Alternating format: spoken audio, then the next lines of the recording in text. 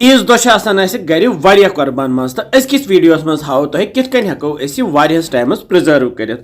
मे नी 1-2 kilo much अत थी मे नुक नुक पीस करित अम पत थी मे असल पट छलित छुकित असल पट छलने पत थो मे फैलत युथि आब गो यत खुशिक आब खुशिक करन वारिया जरूरी अम पत त्रै मे गरकी मसाला वजिल मर्चवांगन पाउडर चमचे 2 दानवल पाउडर चमचे 1 बादियान पाउडर चमचे 1 लेदरि चमचे 1.5 बे नून चमचे 1 बे मे कड़ तील थोमुत तो अम मज त्रो मे कम कतरा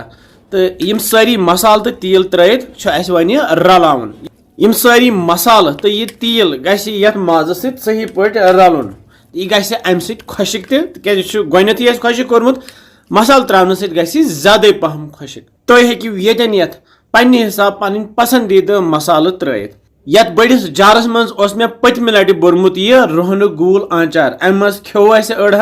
अड़हन ये जारस मज तुम वुचान यह कुथ जबरदस्त खोतमुत मज तह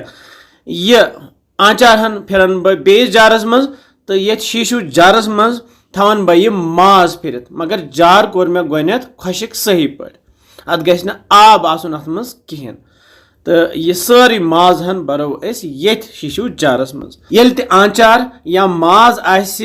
प्रिजर्व थवन करित एयर टाइट जारस मज थो ये शीशु जारस मज यह शीशु जार बन तुह कुन ते डिपार्टमेंटल स्टोरन मज या प्रोविजनल स्टोरन मज या यह हेकू तुह ऑनलाइन ते मंगन बह थव अमिच लिंक डिस्क्रिप्शन बॉक्सस मज तुम हेकू क्लिक करित तो यह ऑर्डर करित यथ एयर टाइट जारस मज कह चीज खराब गसान कह तो पे थो बह ढकन बंद करित थवो यह फ्रिजस मज तो खेमो पत रतस यह रसा रसा यम सात ते पोस यह तो जल्दी जल्दी कड़ो रसा रसा तो करो तैयार थवो पसिस ब्रो गर कुर्बान माज सामान अत गि अलग अलग कपटन कर मतलब हेवी माज पीस अलग अलग थवन तो सती लकट लकट पीस करित एयर टाइट बैगन मज भरन तो अमि पत थवन यम फ्रीजरस मज युस कुर्बान जानवर सुंद शूश तो क्रेहन माज अत दिन असल पे फकर तो अथ फकर आबस मज त्रो डेमिन तह डेमिन पकन क्या आसान यह खाली